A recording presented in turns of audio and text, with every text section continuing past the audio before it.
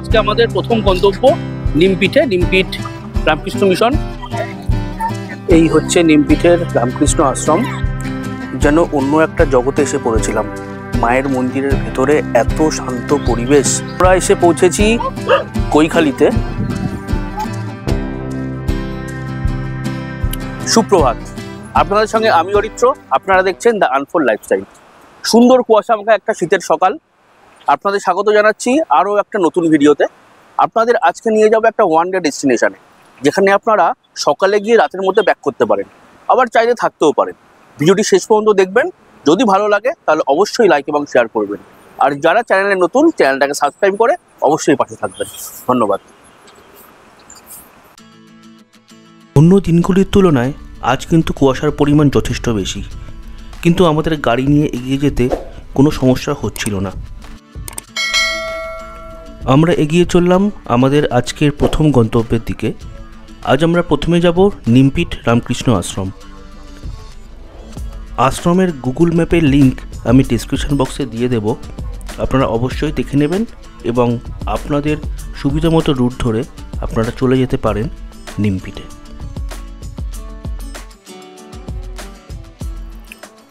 এই হচ্ছে আজকে আমাদের সারথি।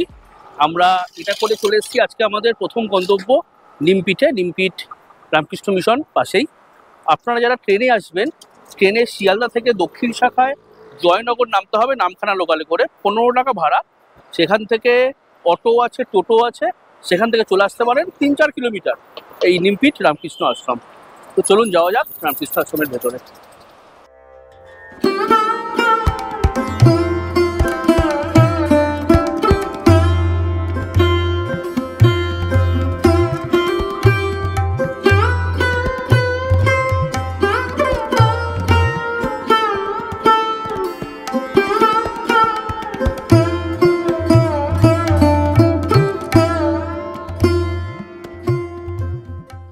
এই আশ্রমটি প্রতিষ্ঠা করা হয় 1960 সালে এবং এর প্রতিষ্ঠাতা হলেন স্বামী বুধানন্দ। পশ্চিমবঙ্গের তৎকালীন মুখ্যমন্ত্রী ডক্টর বিধানচন্দ্র রায়ের সহযোগিতায় এই আশ্রমটি স্থাপিত হয়েছিল। মূলত সুন্দরবন অঞ্চলের দারিদ্র্য, নিরক্ষরতা, কুসংস্কার ও বেকারত্বের সমস্যা দূর করার জন্য এই আশ্রমটি স্থাপিত হয়েছিল।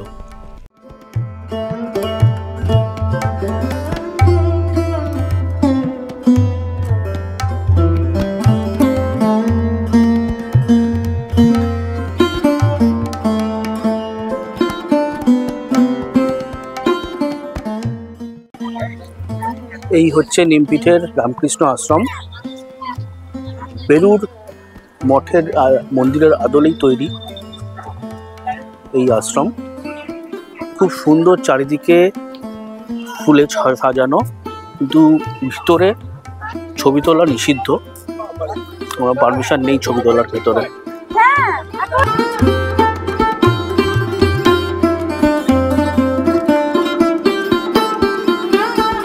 এখানে প্রতিদিন দুপুরে ঠাকুরের ভোগ খাওয়ানো হয়।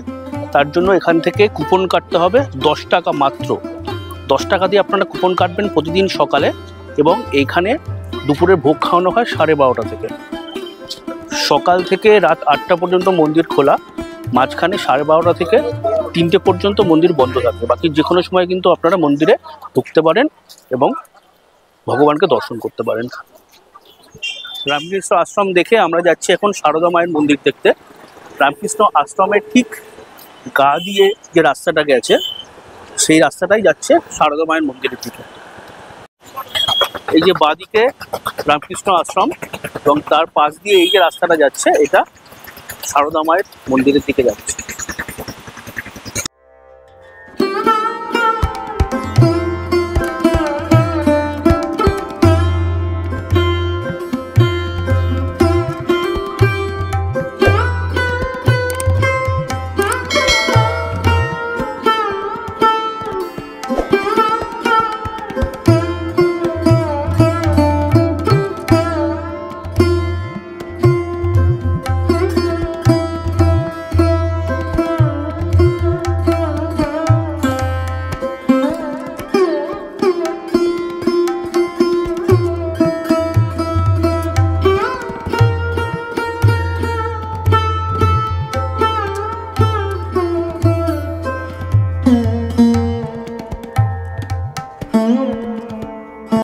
রামকৃষ্ণ আশ্রম থেকে মিনিট পাঁচেকের হাঁটা পথ হচ্ছে এই সারদা মায়ের আশ্রম বা সারদা মায়ের মন্দির। এখানে কিন্তু একটা স্কুল আছে, মেয়েদের জন্য একটা স্কুল আছে। আর মন্দিরের দিকে এখন আমরা যাচ্ছি।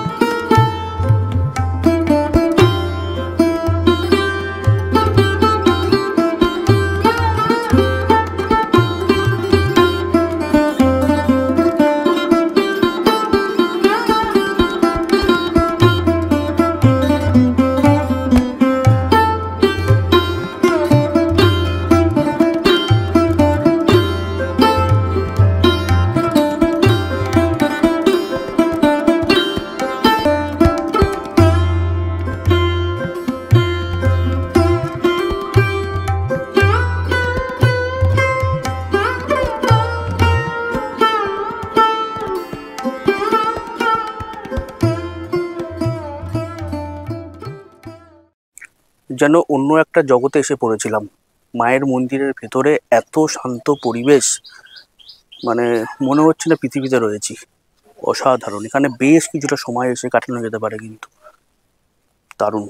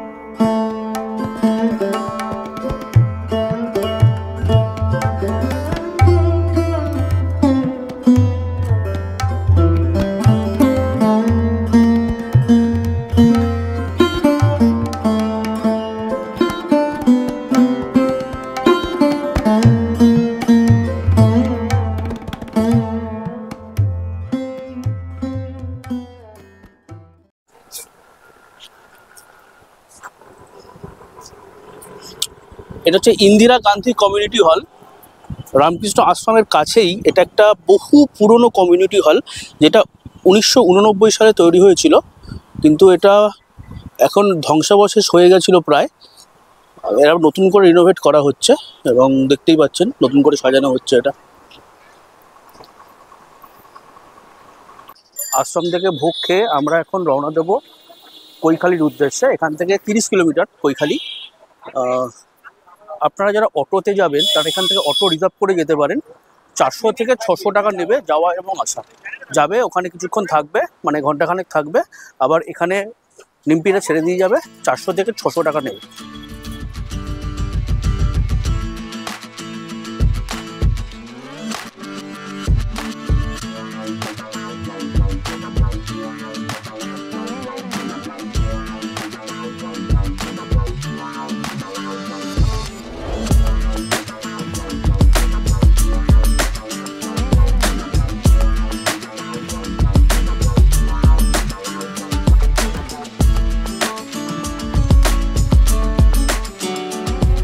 আমরা এসে পৌঁছেছি কৈখালিতে।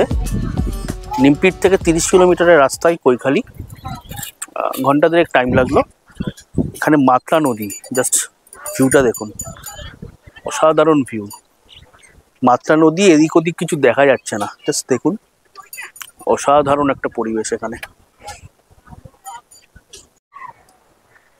এটা হচ্ছে কৈখালি পর্যটন আবাস, যেটা শ্রী রামকৃষ্ণ আশ্রম নিমপিট দ্বারা পরিচালিত। এখানে আপনারা এখানে এসে থাকতে পারেন, এখানে থাকার ব্যবস্থা আছে। কিভাবে বুক করবেন, ফোন নাম্বার, ডিটেলস সব আমি ডেসক্রিপশন বক্সে দিয়ে দেবো, একবার দেখে নেবেন। আর এই পাশেই হচ্ছে মাতলা নদী।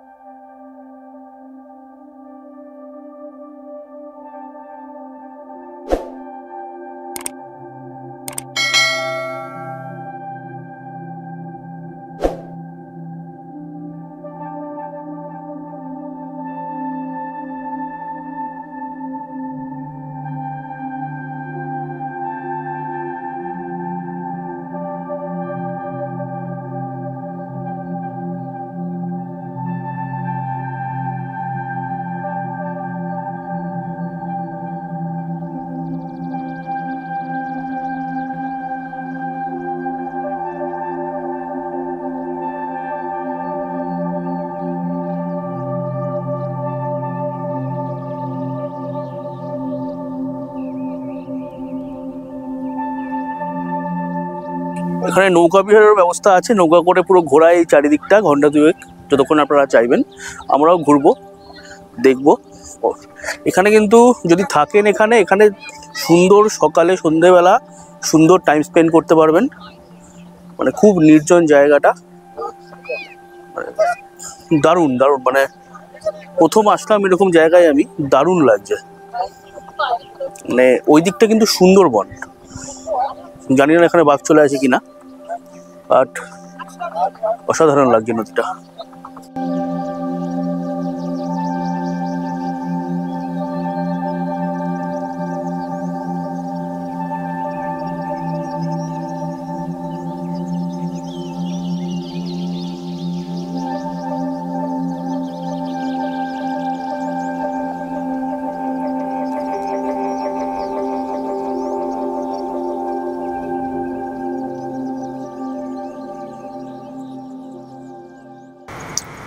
কৈখালি থেকে আমরা লঞ্চ নিয়ে নিয়েছি একটা, টোটাল লঞ্চ ভাড়া নিয়েছি 3,500 টাকা। আমরা সবাই মিলে যাচ্ছি এখন ঝড়খালির উদ্দেশ্যে। ঝড়খালিতে কিছুক্ষণ থাকবো, সময় কাটাবো, তারপর আবার ব্যাক করবো এখানে এই লঞ্চে।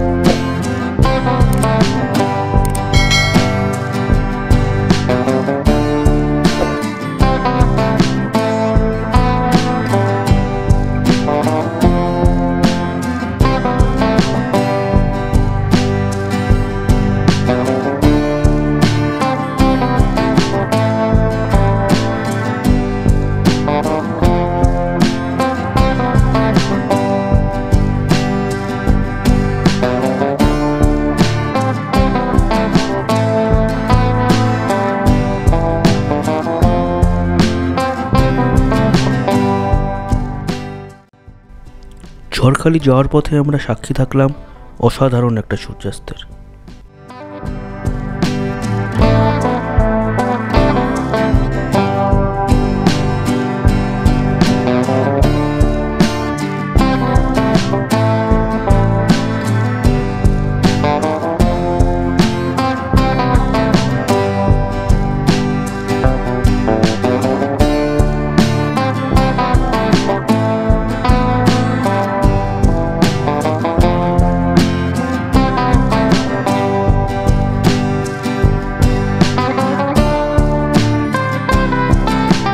দীর্ঘ প্রায় 1 ঘন্টা আমরা জলপথে যাত্রা করার পর অবশেষে পৌঁছে গেলাম ঝড়খালিতে।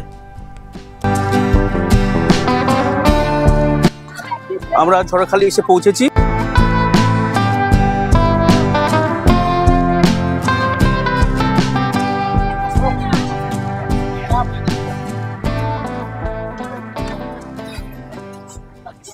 ছুটির দিন হওয়ার কারণে ঝড়খালিতে কিন্তু ছিল মাথা খারাপ করা ভিড়।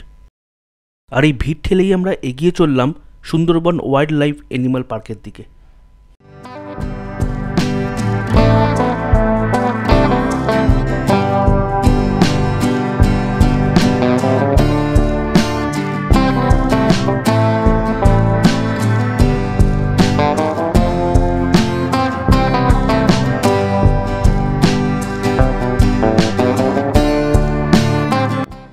কিন্তু আমাদের ব্যাড লাক, আমরা ভেতরে ঢুকতে পারলাম না।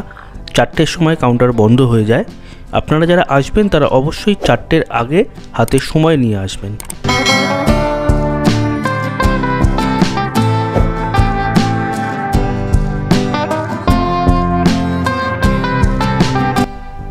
এই ছিল আমাদের একদিনের ছোট্ট সফর। আজকের ভিডিওটি এখানেই শেষ করছি। ভিডিওটি যদি ভালো লেগে থাকে অবশ্যই লাইক এবং শেয়ার করবেন। আর সকলকে আবারও অনুরোধ করছি, যারা এখনও চ্যানেলটিকে সাবস্ক্রাইব করেননি অবশ্যই সাবস্ক্রাইব করে পাশে থাকবেন। খুব তাড়াতাড়ি দেখা হবে নতুন একটা ভিডিওতে। ধন্যবাদ।